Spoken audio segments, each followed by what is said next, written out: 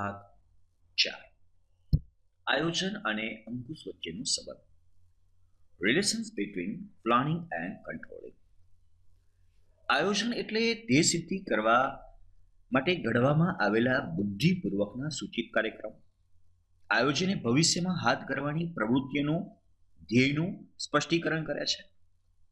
ધ્યેય સિદ્ધિ માટે કયા પ્રકારની પ્રવૃત્તિઓ હાથ ધરવી પડશે, ક્યારે અને કેટલા સમયમાં પૂરી કરવી પડશે, કયા સાધનની જરૂર પડશે તે અંગેની રૂપરેખા આયોજનમાં છે. અંકુશ એ ધંધાકીય એકમના આયોજન મુજબ આપેલ સૂચનાઓ મુજબ સ્થાપિત ધોરણો મુજબ કામ થાય છે કે નહીં તેની ચકાસણી કરે છે, અને જો વિચલનો માલુમ પડે તો સુધારાલક્ષી પગલાં લે છે. જ્યાં આયોજન હોય છે ત્યાં અંકુશ હોય છે, અને જ્યાં અંકુશ હોય છે ત્યાં આયોજન અગાઉથી હોય છે. આમ આયોજન અને અંકુશ એ એકબીજા સાથે ગાઢ રીતે સંકળાયેલા છે. આપણે જોઈએ કે આ બંને વચ્ચે કયા પ્રકારના સંબંધો છે. આયોજન અને અંકુશ વચ્ચેના મુખ્ય સંબંધો 4 પ્રકારે છે. એક, આયોજન અને અંકુશ એક જ સિક્કાની બે બાજુ છે. પરિવર્તન સામે રક્ષણ આપે છે. અંકુશ માટે આયોજન એ પૂર્વ શરત છે, અને આયોજન એ અંકુશનો જન્મદાતા છે. આયોજન છે તો અંકુશ છે, એટલે જન્મદાતા છે. ક્રમશઃ આ ચારે ચાર સંબંધને સમજવા માટેનો પ્રયત્ન કરીએ. તો પહેલો જે સંબંધ છે, આયોજન અને અંકુશ એક જ સિક્કાની બે બાજુઓ છે. આયોજન અને અંકુશ એ સંચાલનના બે બહુ જ મહત્વના અને એકબીજા પર આધારિત, પરસ્પર આધારિત કાર્યો છે. આયોજનની સફળતાનો આધાર અંકુશ પર છે. અંકુશ દ્વારા પ્રવૃત્તિઓમાં રહી ગયેલા વિચરણો શોધીને સુધારાલક્ષી પગલાં દ્વારા તેને યોગ્ય દિશામાં લઈ જવાય છે. જ્યારે બીજી બાજુ અંકુશનું કાર્ય અસ્તિત્વ આયોજન વગર શક્ય નથી, કારણ કે અંકુશના કાર્યમાં આયોજનના લક્ષ્યાંકો સિદ્ધ થયા છે કે નહીં તેની ચકાસણી કરવામાં આવે છે.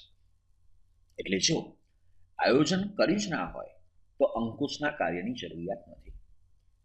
Planning and controlling are two sides of same coin. આયોજન કર્યું છે તો જ અંકુશની જરૂરિયાત છે, નહીં તો નહીં. એ બાબત ધ્યાનમાં રાખવી જોઈએ. બીજું જે સંબંધ છે કે પરિવર્તન, ધંધાકીય એકમમાં જે પણ પરિવર્તન આવે છે એની સામે રક્ષણ આપે છે.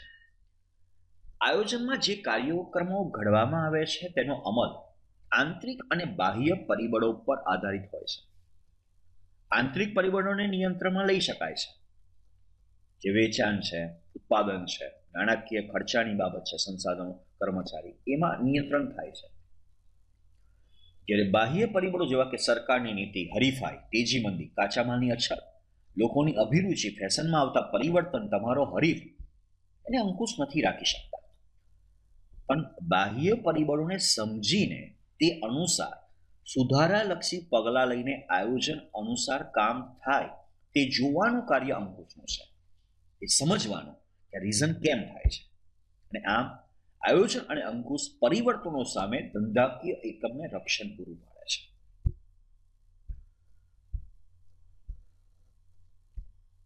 ત્રીજું છે, અંકુશ માટે આયોજન એ પૂર્વ શરત છે. ધંધાકીય એકમના ધ્યેય સિદ્ધ કરવા માટે યોજનાઓ ઘડવાનું કાર્ય આયોજન કરે છે.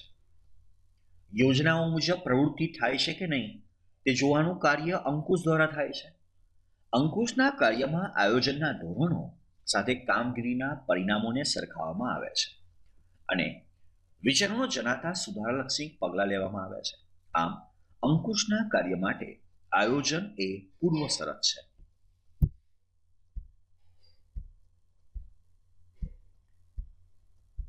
આયોજન એ અંકુશનો જન્મદાતા છે. આયોજનને કારણે જ અંકુશના કાર્યનો જન્મ થાય છે. આયોજનમાં નક્કી કરેલી પ્રવૃત્તિઓ ઉપર અંકુશ રાખવાનો હોય છે. તેથી આયોજન વગર અંકુશનું કાર્ય અસ્તિત્વમાં આવી શકે નહીં. આ બાબતને ધ્યાનમાં રાખીને જ આયોજનને અંકુશના જન્મદાતા તરીકે ઓળખવામાં આવે છે. પાંચમું છે, પુનઃ આ સંબંધોને જોઈ લઈએ છે. આયોજન અને અંકુશ વચ્ચેના સંબંધોમાં પ્રથમ છે, આયોજન અને અંકુશ એક જ સિક્કાની બે બાજુ છે. પરિવર્તનો સામે રક્ષણ આપી શકે છે, બાહ્ય પરિવર્તનો સામે. અંકુશ માટે આયોજન એ પૂર્વ શરત છે. આયોજન એ અંકુશનો જન્મદાતા છે. Thank you for watching this video.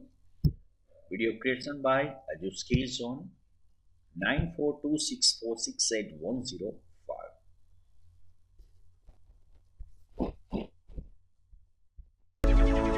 Hey there.